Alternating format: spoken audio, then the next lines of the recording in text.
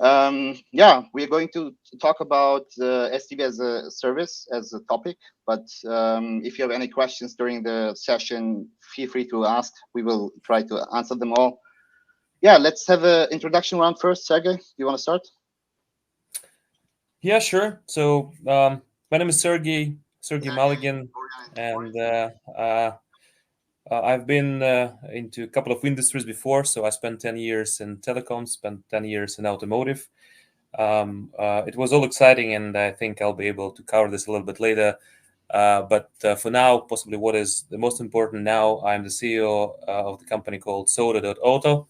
And the name of the company actually is Soda means software defined auto, which is literally same but different to what is called SDV.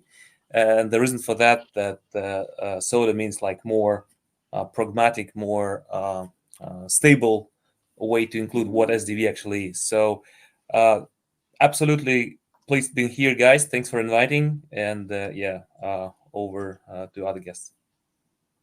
Florian, do you?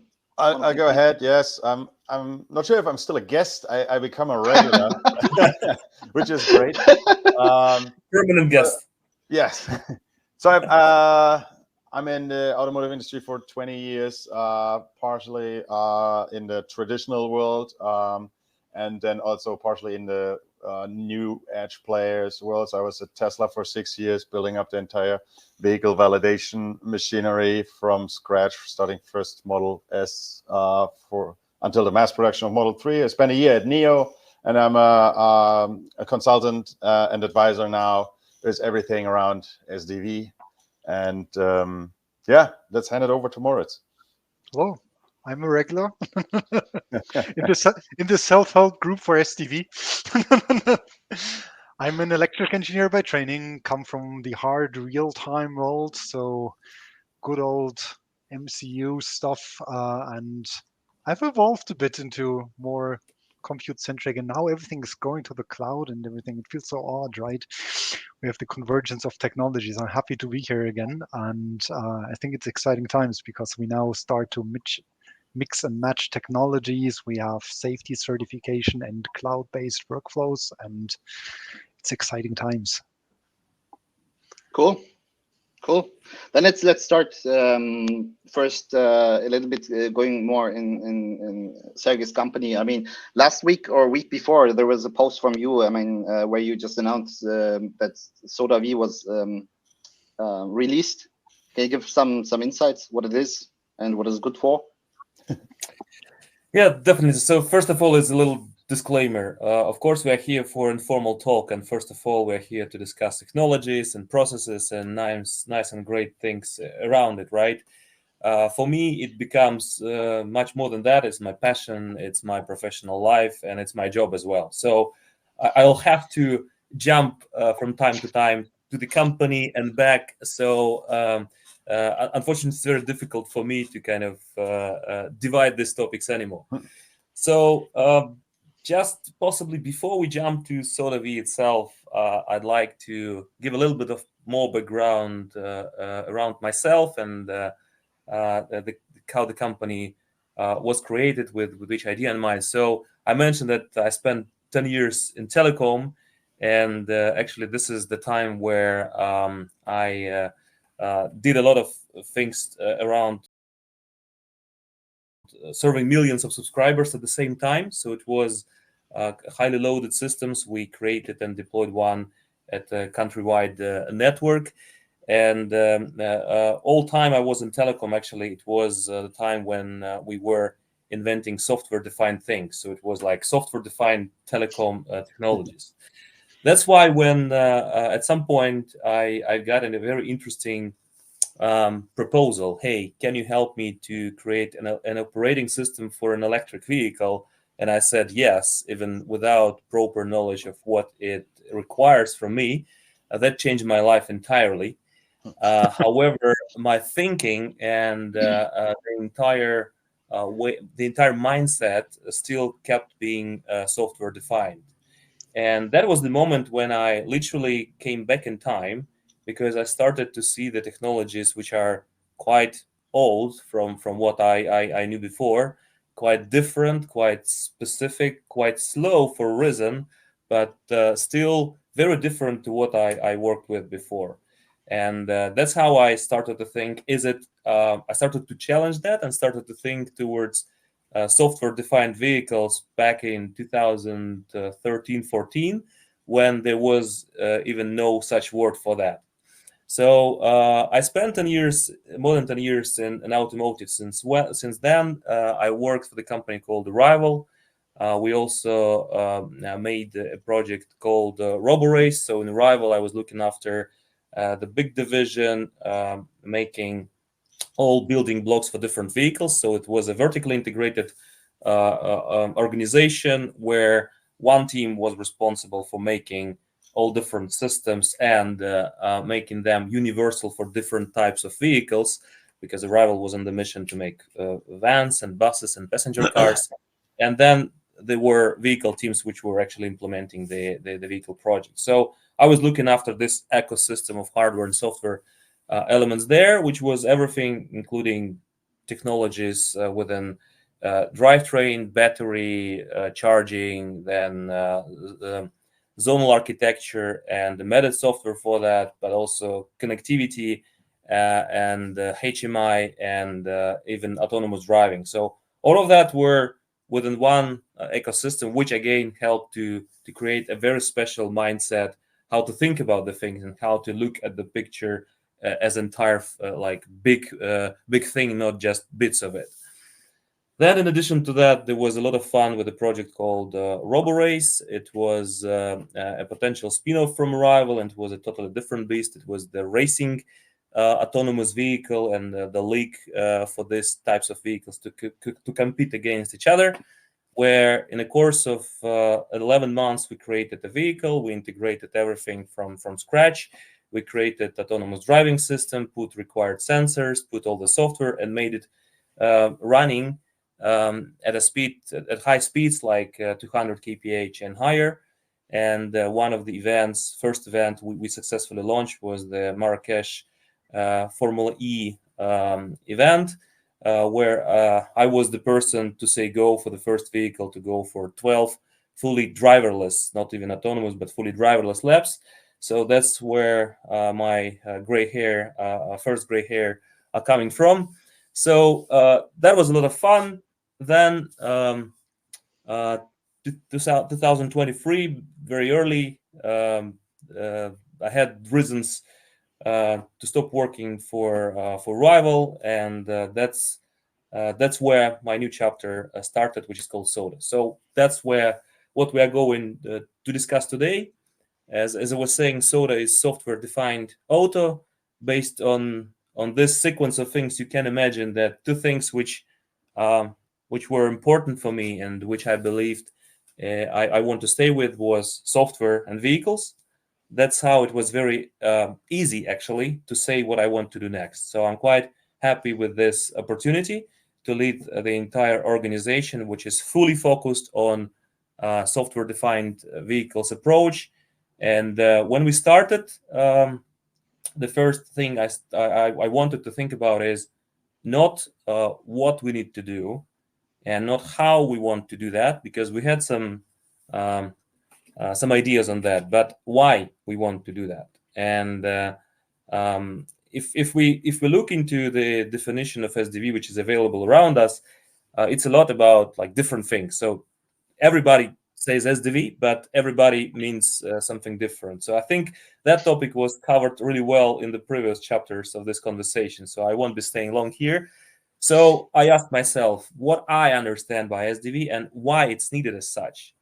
And the answer for me was quite simple. Number one, it needs to be practical and pragmatic, which means faster, which means less cost, which means more enjoyment and pleasure within the process itself, and of course, commercial benefits and more revenue for anybody who is utilizing that, who's using that. So with all these ideas in mind, we started the company, and the entire time from the beginning of last year, we worked on on few things. And thing number one is the library of reusable software. Thing number two is the tool which helps to make the process faster, less cost, simpler, optimized, which is made for people to simplify their day life, for engineers to simplify their day life. And this month we actually accomplished the first chapter of this work.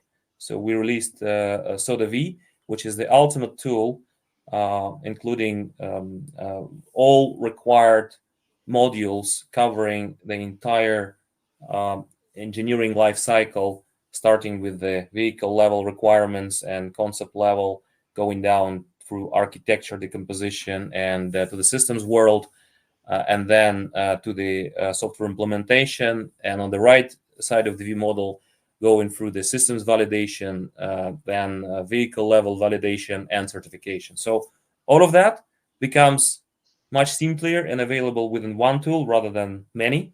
And by many, we all know that it's normally more than 15, so it's quite a lot. And this is what Soda V is. This is what we released last month, and that's what I'm pretty excited that the company announced.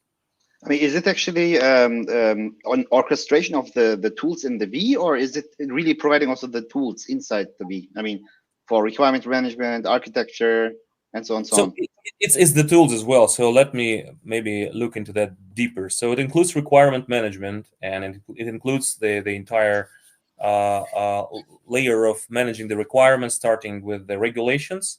And the way how we work with the regulations, we utilize AI a lot. So we can get the regulations from original documents. We can process the requirements, and we can see which requirements are applicable for that release, that year release, or another year release. So we work with that. Then with that level of requirements, we go to so-called features. So we slice the entire vehicle, not vertically, but horizontally, with integral set of functionality, which is required to be delivered. So then we've got these features with their requirements in place, which then go to the system architecture and to the system level requirements in the same tool. So the beauty here is that you don't jump between different systems. You have all of that in one nice and friendly web environment, where the things are originally automatically linked between each other in one place. And AI is helping a lot to suggest what is missing, if there is any gaps, and an extra analysis is required, covering functional safety goals, cybersecurity goals, etc., etc. Then, in the same web interface, you have your test orchestration as well. So you got your validation world, starting with the ability to validate everything in seal mode. So then in mill and seal and in heel mode. So for that, we even had to create our own hardware in the loop design. That was important for the ultimate automation and optimization of the entire process, because what we do there, imagine if you can go from your high level vehicle requirement to your system level requirement, then to your test definition, and then to your test implementation and execution in literally one tool. So that's what we do essentially, which helps to write your test scripts, which you normally would just write separately for a Hill rig, automatically with the help of Copilot, based on everything you know about the requirements as well as configuration of your rig. So all together in one tool, and then we combine it to the vehicle level in a virtual environment first, which is also integrated with Hill infrastructure. So what we can do, and I watched the last episode actually just yesterday, and Florian described something very similar in one company. Actually, I didn't know about that before, but yeah, it really it's quite close. So we test everything at the vehicle level very quickly, literally in 10 minutes from a code change and even requirement change, which then triggers some simple code change, we can see if it's working together or not. All of that in one tool, linked with CI, CD, CT pipelines, and linked with the software. I mean, layer as well. there's a question which is related to this. Therefore, I just showed on screen. How does that new tool compare or integrate with the existing ALM platforms, Azure DevOps, Jira, Yeah, existing so- systems, and so on? Yeah, this question we possibly can discuss 10 hours, but No, just a short answer. We don't have so much time. very quickly. First of all, it's fully integral. So I don't know any other tool which has all of that together with the library itself and together with the ability to kind of validate everything in fully automated cycle. So it's different with the level of integration and automation available in there.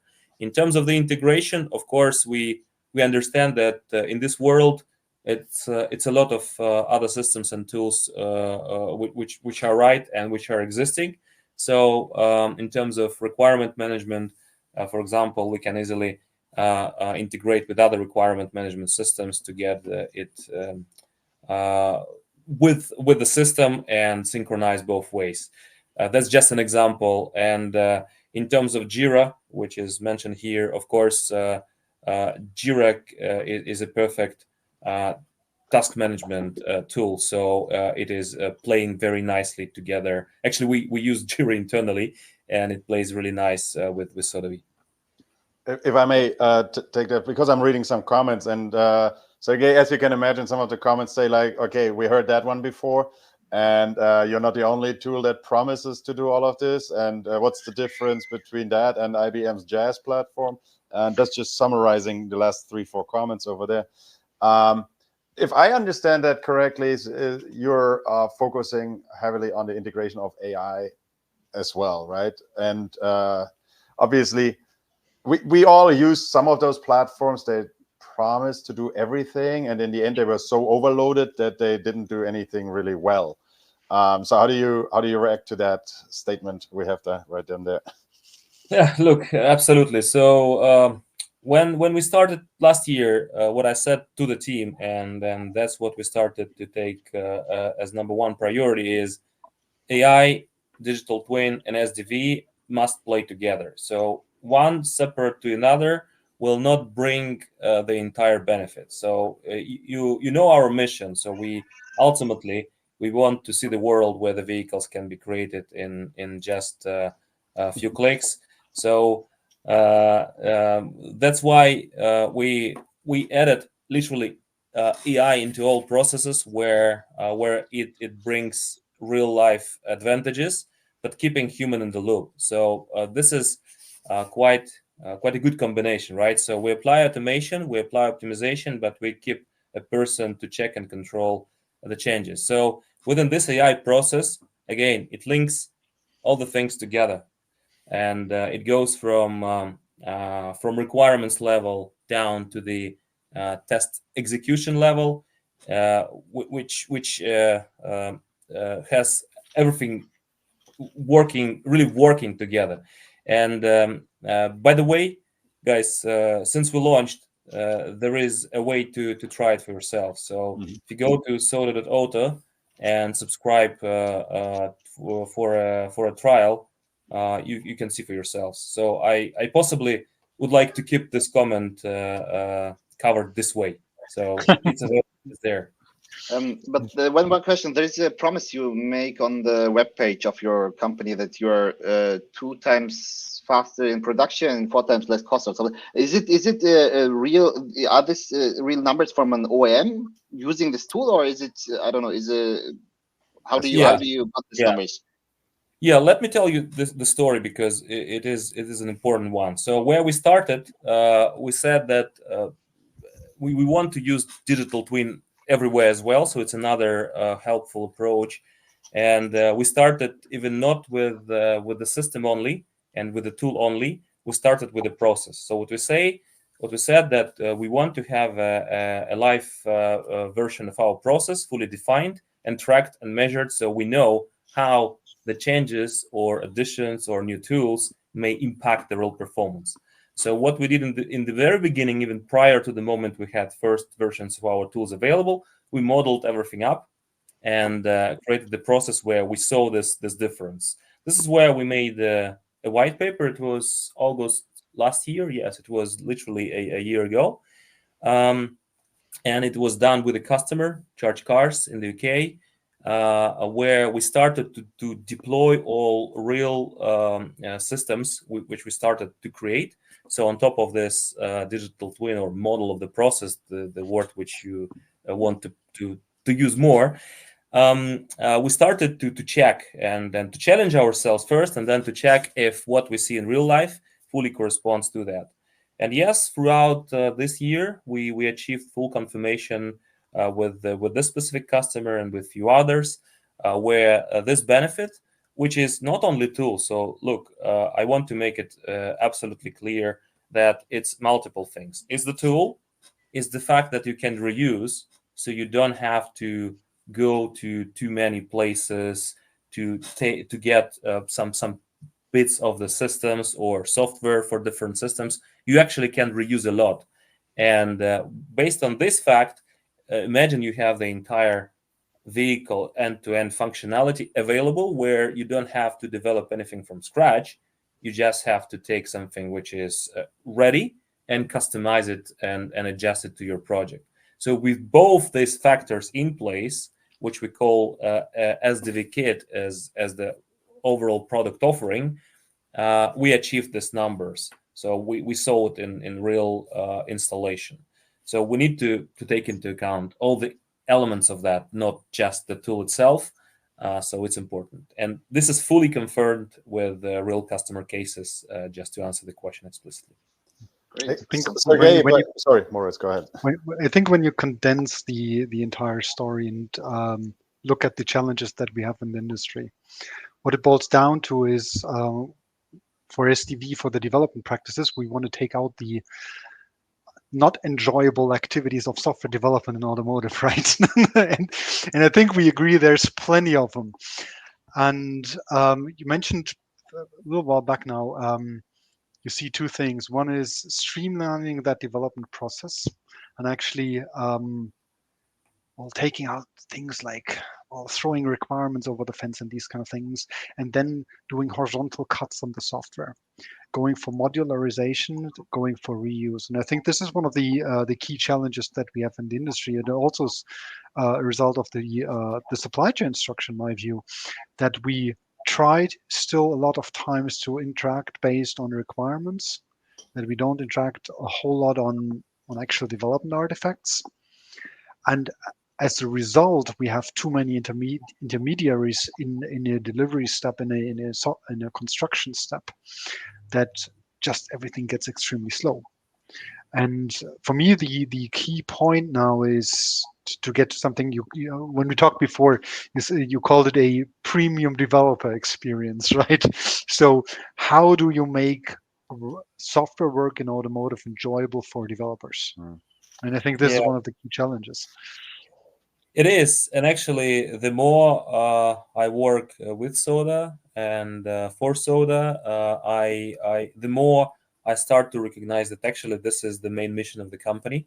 Because if I compare the things within different industries, if I take something simpler like web development, I write my code in the morning, I test it during lunchtime, and then I deploy it to production in the afternoon. In automotive, I develop and then you fix it overnight. I mean, you can do that. Yeah, exactly. And then in automotive, we all know how it is today. So normally you do something in 2022, then you test something in 2024, and then you are quite lucky if you see it as a part of the real vehicle in 2026. So, okay, I mean, we all understand the difference. We all understand what is automotive. So safety, security, and quality. It's a lot of extra checks, but still, can it be quicker? Can it be faster? Yes. And what's the difference between the case where an engineer makes something which he sees working like literally today, and the engineer which sees something working in 5 years? Is the personal link, personal attachment to the object, something which makes them passionate about what they deliver. And this is the joy of the process. That's why motorsports projects are quite different from normal automotive. This is where the people normally have more fun. So I maybe say something not super popular, but that's how I feel within the core automotive, then motorsports, and then comparing this to something like web development. And all of that for a reason. But shall it be like that? Possibly it can be better. Possibly it can be faster, quicker in terms of the way like unnecessary waste in the process can be removed. Too many phases where the things can be automated actually can be removed. That's how the things become quicker. But also, it's not only about like being quicker, but it's also about just thinking about an engineer as well, and the level of user experience he is having with the tool. How much he loves working in the tool, how much he loves the interface, how much he loves how the things are done. That's also important. Take any equipment, how much he loves just but touching the equipment. Okay, that's sort of all important things. And if you combine it all together, pace of changes, just pace of innovation, attachment to your object of engineering, and then just beauty and experience.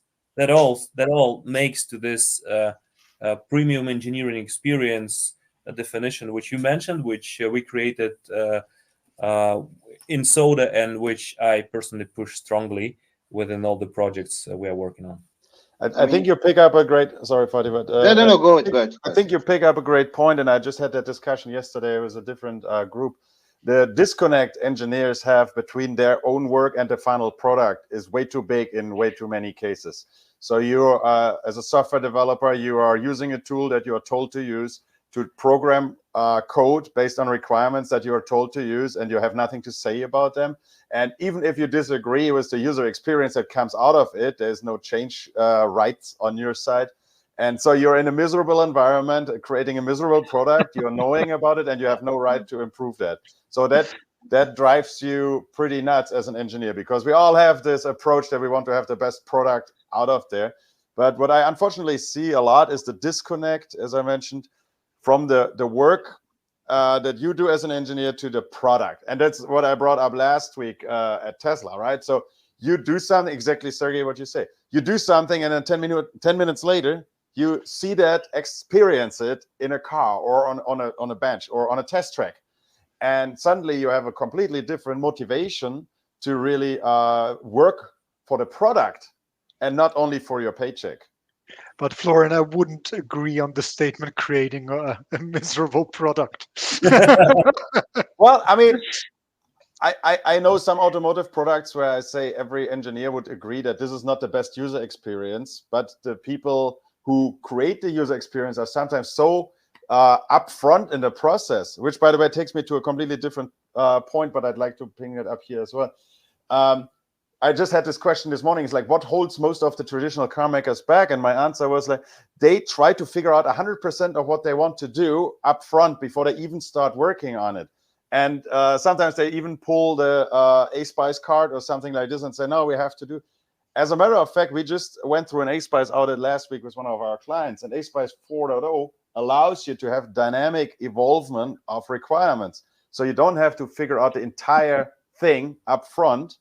And I think this is how Sergey's company works as well. So let's just get something going and then figure out the details somehow on the way. You don't have to have the entire thing defined before the A sample starts. And I think this is one of the points that really also SDV unlocks. Yeah. Because when you think about it, before you essentially sold a system that is fixed on the day of sale or the day of exactly. And this is the point that we now break up. So it means you are obliged to change the development process to something like this because the product is no longer static. I mean, as of today, a lot of companies still develop cars like a space shuttle that you shoot up into the stars and you can never reach it ever again. And obviously that's no longer true for software, and that's one of the key points. That's no longer true for space shuttles as well. They did an over-the-air update Oh, on no, not Voyager 1 space. last month, so please, that's from the 70s. You know what I mean. Yeah, no, Yes, we are fully with you. Yes, Morris. I made basically word by word, I made the same claim as what you just said. And that's also what underlines what I mean about these requirements, right? So if you have a continuously evolving user experience, you cannot by any means have all requirements done before you start developing, because you start experiencing the product and you start improving it. And I have this one sad story about my current car, and then after that I let the others say over again. The locking state machine, and I even posted on that, is absolutely not smart in my car. And then the other day, a friend of mine asked me to drive his 10-year-old car, and it turns out it's exactly the same.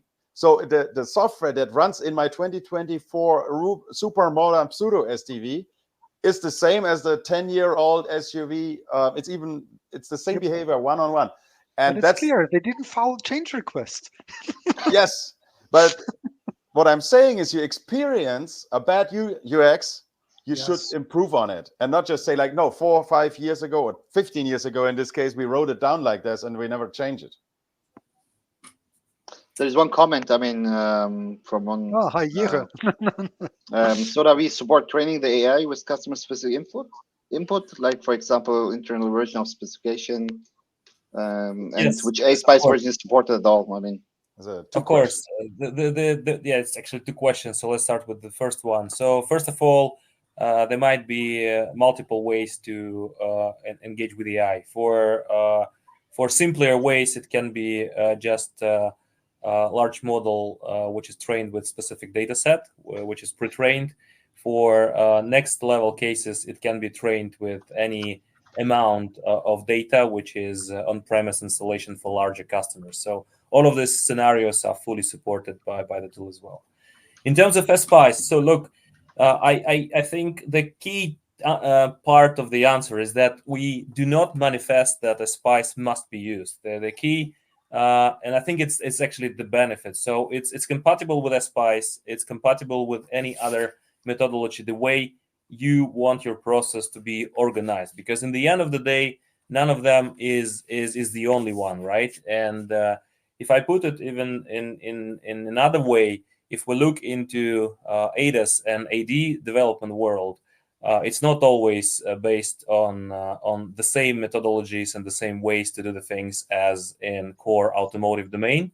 And one of the interesting ways to explain what sort of V is, because in addition to the items I mentioned at the beginning, requirement management system, test management system, with a hill, we also have the 3D vehicle simulator as a part of that, where you can test the things together, like your control software models can be assembled and played as a whole vehicle very quickly right there. But also this simulator has the sensors configuration, and you can put your AV or AD ADAS configuration there as well to check it against the environment. So it actually originally was the tool for AD testing.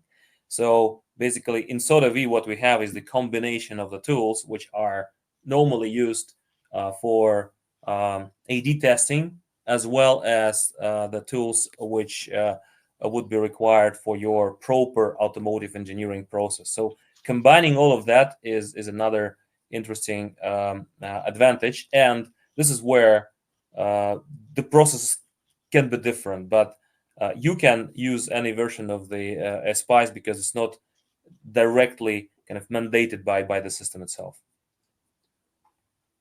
Hey, if we could, I would like to pivot a little bit towards another topic. Sergey, you also list software libraries and feature libraries. Can you tell us a little bit what that means? It sounds like, wow, I get an SDV out of the box. I just mail order it and you send it over, and I'll just install it on my car in my garage, and then everything like magically works. Is that what it is? So look, unfortunately, there is no magic in this world, but there is a lot of sorry to say this, Florian. So there's still some magic in this world. Yeah. Maybe they get Okay. installed SDV. Not in technology, though. Depends on what we call magic. Okay, there is a magic which is created by smart engineering and smart humans. I agree with that kind of way to define it, and that's what I was about to say. So there is that sort of magic. That means that what we have in the library. So look, library, first of all, it's not just about software, but to simplify, it starts with the software. So it's a lot of reusable modules which are made in a way where they can be reused. So it can be anything from your controller looking after your vehicle state machine, or looking after your lights control logic, or it can be some vehicle speed estimator or torque vectoring controller. Like, it might be anything, and it covers the entire vehicle. So from all basic systems, including wipers, lights, doors, etc., to quite advanced, involving traction control and torque vectoring, etc. And it's done in a way where it's easy to reuse. So this is what we call software library. And then again, I was quite I watched the last episode while I was preparing to this conversation, and you mentioned very similar things, saying there is a sort of application driver which is isolating this logic from your kind of vehicle level, system level implementation, which you still can reuse. And then there is a tiny bit which you have to adjust when you move this to another vehicle. It's still some customization required or recalibration required in that case, but it's made to the minimal possible level with the architecture applied. So that's exactly what we have in software library, end-to-end set of reusable assets. But then it's not only about software, because when you make a proper automotive project, if you have software and you don't have requirements and you don't have tests, it's still huge work to do, right? So what we call by feature library is a whole combination of everything required to make it a part of the real automotive project. So you get the feature with their requirements and with the tests covering that, which of course you'll have to adjust and make changes to the project you may have. You can do that, but you reuse 80 or 90%, and then you customize the rest, which obviously saves a lot of time. So I'm looking over your feature libraries, and I'm curious, what is a tank turn controller? Well, tank turn is an interesting project which we did again with charge cars. The story was, I've got a call which was right before the New Year, and it was like, hey, I know what I want, what a cool thing we want to do with you on top of what we're already doing. Can you make tank turn for us? I said, okay, let me think about it. Then I called him back saying, yes, we can, because your vehicle has 4 individual motors, and we know it quite well. We already have torque vectoring developed for you, so we've got all like foundation layers available for that. So long story short, since then, I made a challenge within the team. I said, okay, how fast we can make it working. So guys, that's a new request. Can you make it work? How many sets of tires did you provide for them to test that? So like it was provided by the customers themselves, but it was 4, so it was not too many actually. But again, let me tell you the full story first. So even I didn't expect the result in 7 days, but in 7 days from this call, like from the moment we came back from holidays, that would be more precise to say that, because that was the moment I actually called to the team. From that moment, we spent 7 days before we saw this working. I'm not saying it's like it's a fully automotive grade software, okay? Just to be absolutely clear, it was not the purpose of this project, but with the entire tool chain we have, with the library we have, and a lot of fun and joy in the process, we created tank turn implementation, which allowed the car to spin on like single spot. Is that the Ford Mustang on your website? Yeah, it's the one actually. Yeah, I forgot that it's that's just there on the website. So I mean, that's because it was fun. That's why it's on the front page of the website as well. So I mean, this is how the life works, right? you will remember something which is cool. You will remember something which was fun. It must be right to the level where everybody is happy and it's safe and secure. And again, this Tang-Tur implementation, it took some time to kind of bring it to the level of full maturity and quality, but kind of it was enabled within just 7 days, which is another remarkable. I have possibly 5 things I'm quite proud in my life, and this is one of them now. Probably will not get full type approval for your use on public road. I'm not sure. Not yet.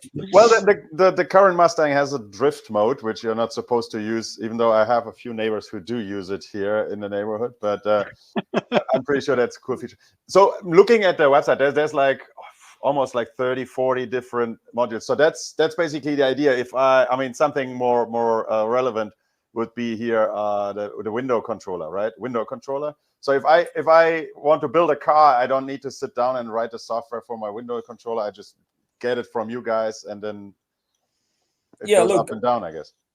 Absolutely, because you can concentrate on more important things. You can concentrate on your user experience. You can think on how smartly integrate everything and bring some cool features.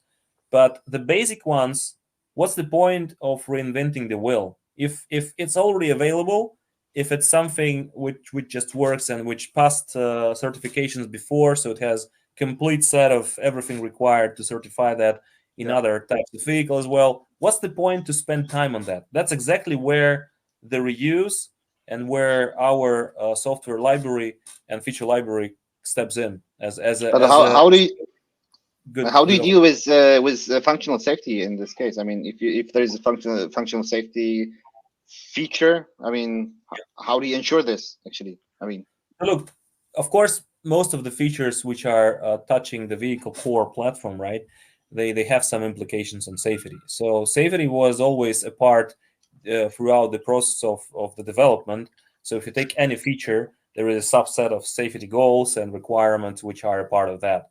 So from that perspective, actually, we have a special subsystem working with that. It's not in the current release, but it's going to be released this year, which is how we make the requirements and how we make the entire analysis happening together with safety and security and then systems engineering, kind of all aspects together. And it's very similar to how it works in real life, where few people doing that, few engineers just meet and discuss the things around the table. We applied AI and asked different types of AI to act as these different persons, and then they literally like talk to each other, they negotiate, they agree and not agree, and then finally they produce a specification.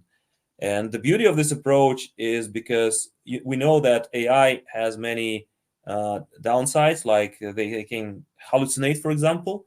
And imagine if in real life, a person within the meeting, like it's a meeting, 5 people discussing, and then one becomes a little bit crazy and start to say something strange. Normally, the rest would compensate. They would say, "Hey, man, you say something strange today, so we will possibly do this, but later. And now let's look at this." So that's exactly how AI actually can work in this mode, because when it's separate agents, others can fix that. So what we see as a result of this is quite amazing actually. The level of the quality of this resulting artifact is quite high. Again, it's not yet a part of the current release. I'm a little bit speaking ahead, but this is just to give you an example what we do in this space. So we have safety involved in all the process of the engineering, because we use our tools and we do engineering. We have a service team working with our customers directly, so we do that ourselves, and it's involved, number one. Number two, it's a part of the existing features in the library. And number three, we have a lot of extra automation coming in this space in the future releases of the system. I think there's a very interesting point, Fatih, that at one point when we move over to HPCs, the whole safety, we have to wrap our head around it, because so far you have a component has a safety aspect to it. It supervises itself and it shuts itself down when it detects a problem, or it mitigates. Now, when we go over to HPC controlled vehicles, we have to have some sort of like a safety officer, I guess, in the ring, because not every function will monitor itself, right? Yeah, of course. Yeah, definitely.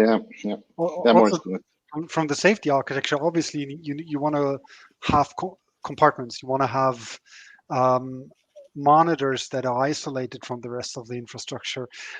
But also, you probably don't want to rely on monolithic proprietary pieces of software in there in the end. And I think this is one of the big challenges. So far, there's pretty much no open source developed safety software that we see today, simply because the open source community cannot provide the required artifacts, cannot provide the required process framework, the required stability for those releases, at least for most of the governance models that we see. And I think this is one of the key points really to fix. We need to be able to have separate safety partitions. We need to have a certain compartmentalization in there. At the same time, we must be able to reuse the software assets that we get from outside of automotive. I mean, no one wants to rewrite an AI accelerator specifically for automotive. No one wants to redo all the security auditing and monitoring for automotive specific libraries for protocols that you already have on the internet.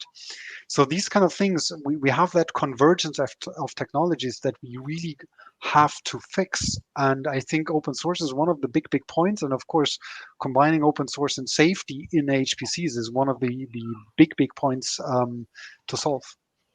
Yeah, this was exactly my point, actually. I mean, I have some issues with, open source is great, but if you look on the things which can happen with open source software, for example, Block4j, and recently this update in Microsoft's system, I mean, imagine you use a lot of open source software libraries. I mean, nowadays we already use in automotive a lot of open source software, actually, and you have always this risk that there's some kind of safety security issue in the libraries you use, and someone will discover this, and then the question is how you can I mean, if you have a couple of million vehicles somewhere in the world, half connected, half not, you have to ensure that the cars get the update and very soon. I think this is a challenge in the context of SDV to ensure this, because in my opinion, the SDV is an IoT device. You don't have always connectivity. It's from time to time probably,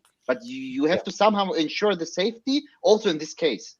And this is it's not clear to me actually how to do that. One of the critical points about it is, since it is, you have to consider it from a security perspective as if it is always connected, and that means you cannot delay applying security patches. And if you have safety-related software that also inherits any of those cybersecurity properties, you must be able to keep the speed of the community of developing that piece of software to fix the security issues while still retaining that stability that you require for safety. And this is one of the key points to consider when you use open source software for such critical infrastructure. So in general, there's two points to it, right? On one hand, you have to have the fast pace and the ability to fix fast and test again and test fast. And I think everybody is trying to figure that out right now with more or less success.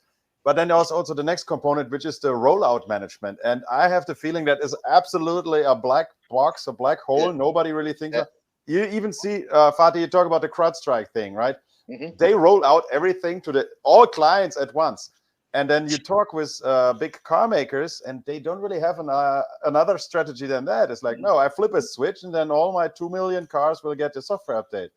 And I have the feeling there's still a huge gap in A, understanding, and B, strategies how to handle that, because the number of cars we will update will just exponentially grow. Let's not even talk about legacy. Let's talk about future. Yeah. But this is an experience that will come over from other industries to automotive as well. I mean, it's been solved in other industries, right? No, I Actually, fully agree, but I don't see good plans in place. Me too. Yes, me too. Yeah. Me too. Some areas. I mean, yeah. And one point I wanted to bring on this topic is we also see examples where some companies like NIO, they're even trying to create one ecosystem, one operating system for both vehicles and smartphones, which is pretty interesting as approach, right? And for me, it comes all about from a very key point in the mindset. And there are two possible routes. One, before we know that it's safe, we need to make sure that it's safe before we actually roll it out, or we accept the fact that something may go wrong, but there are all measures done in a way to prevent this as much as possible, to minimize the risk to the lowest level, and then there is a process in place to release an update immediately, literally like in hours, to prevent it to become a major statistical incident. And if we look into the real nature is all about statistics. Nobody can guarantee that today nothing happens with anybody of us, right? So there is no guarantee on that in general, but there is statistics, and we can help in overall make the things better and improve certain factors, etc., etc. So I think it's really starting with this very high level decision. Do we accept that there can be some risk, but we just minimize it, or we don't? And that's the main difference, how to look into the software which may contain issues, or we must make sure there is no issues, which is, we understand it is impossible by its nature anyway. But So I think there actually is that's a nice definition, I think, out of the aerospace domain for safety, meaning it's the absence of unacceptable risk. Yep. And I think this captures it really, really well. And the point that you made about, okay, can we make systems a bit less safe if we can ensure that we fix them quick enough? I mean, that's already looking at the magnitude, okay, will we see one or more dead people? Which I think for most use cases is not, I wouldn't deem an acceptable risk, at least with a certain degree of probability there. There is actually something in the newest regulation for SOTIF, meaning safety operations, where you actually have to ensure that if you see a function is unsafe, that you need to be able to turn it off. So these kind of things actually are getting into regulation these days. But how do you do that if your car is? I mean, you discover there is something unsafe because of some libraries or whatever, and there are a couple of cars which are not online. Because of Well, you obviously can only fix it for the cars that are online. You're back Also connected cars. I mean, it can happen that connected cars are in regions on the world that they are not connected. And how do you? I mean, in general, on the whole SDV context and all the discussions, I mean, no one really talks about the life cycle. I mean, you have the life cycle. No. Terms and conditions. Terms and conditions. No. I mean, I think the biggest challenge in this context also car makers will have is the life cycle management. Yes. You have to really manage the software with all variants, with all. This is such a big mess. And I think no one really realized this. It goes back to what Moritz said earlier. You have to keep, I don't know the exact wording you use, but you have to keep your fleet together, and you have to keep your fleet up to date. What we said already before, if you go with the security updates 15 years after end of production, it does not mean that in 25 years you will update 25-year-old software with a hotfix. It will mean that you update 6-month-old software on a 25-year-old car with a hotfix. And that's, you have to find a way to do that. But Fatih, I'm not super scared about the connectivity, because I think there will not be a lot of black holes of connectivity anymore soon. So that's okay. You are not in Germany. No, over not here, in Germany anymore. End of this year, my phone will talk to Starlink satellites directly without a change of hardware. So we're getting there.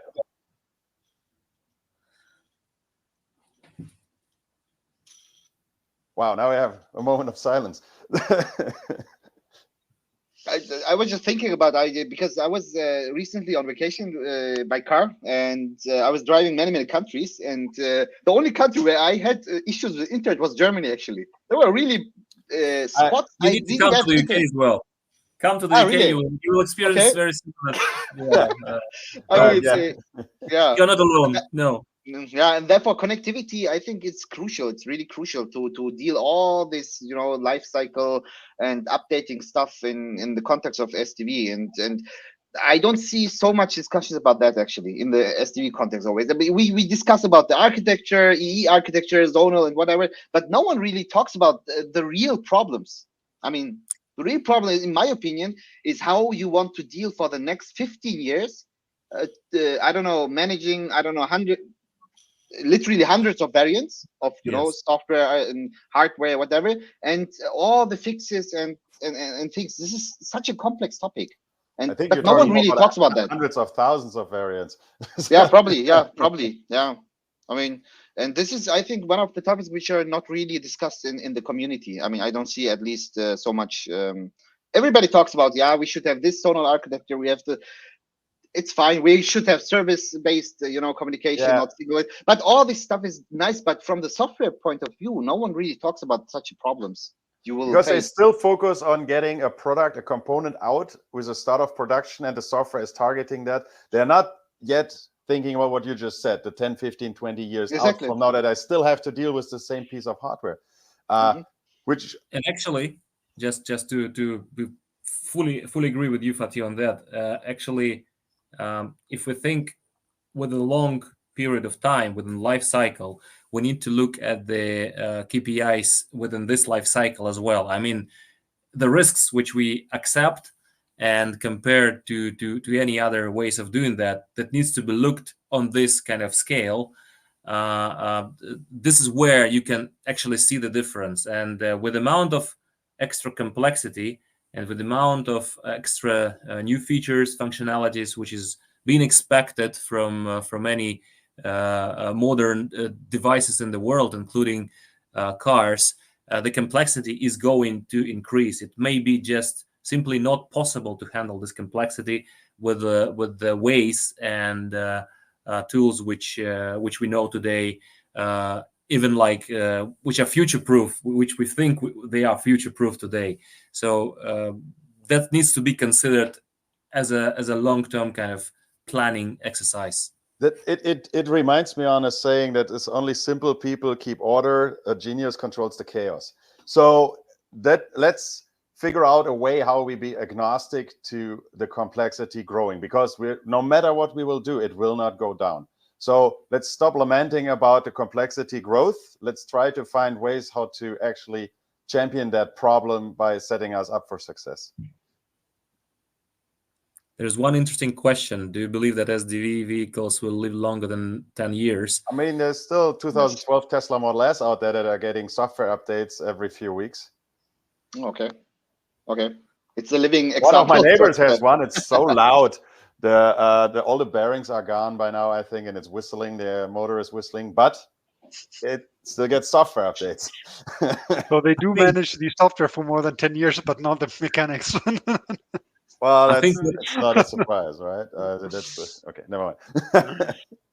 Yeah, I just want to say that I think we'll see the higher levels of SDVs going more as to your great work on that, and more advanced ways to implement SDVs, where S for software may mean something else, something more advanced than just software itself, something with AI or based on AI, done by AI, and or done with human in the loop, like within the kind of human-centric vehicle. So we can call it different ways, right? But the reality is that it is just something which creates a better product and more flexible product than we know today, with the tools which are appropriate to be able to do that. So I think that if we include all of that into what we understand by SDV today, yes, it will definitely last longer than 10 years. If we keep it very kind of short, of course, like in the next 5 years, we'll introduce something which will be something even more modern than SDV, which we know today. But I think that question was about the lifetime of an individual car. Yeah. So Okay. if you believe that cars in the future will last longer than 10 years. Or whether the Okay. software can be maintained longer. And cybersecurity will be an issue in that. Yeah, Yeah. that's right. But I believe so. But obviously, we all have to figure out ways to change and adapt to this new problems and challenges. In Conclusion. the end, the vehicle must get better over time, right? That's right. Every next month and year, the things will be just quicker and faster, and pace of innovation will be increasing. So we need to be prepared as much as we can. Yeah. So basically, by the day you pick up your new car, it will be at its poorest performance of its life, and go better from there. Hopefully, we don't know. Yeah, that's a different topic, Fatih. Let's talk about that in private. Okay, I I think that makes for yeah. a great closing statement. Yeah, I mean the time is over. We had a really. I mean, I don't know when this 1 hour is gone. It was so Where was that? enjoyable. Yeah, thanks for that. Yeah, exactly. Thanks for the conversation, Sergey. I mean, Moritz, Florian, it was really great again Thank you all. to have this all of you in this episode. Yeah, thanks to the audience for the questions, and yeah, let's stay in contact and join next time again to the Coffee Talk. See you. Bye. Thank you. Have a good night. Bye. Bye.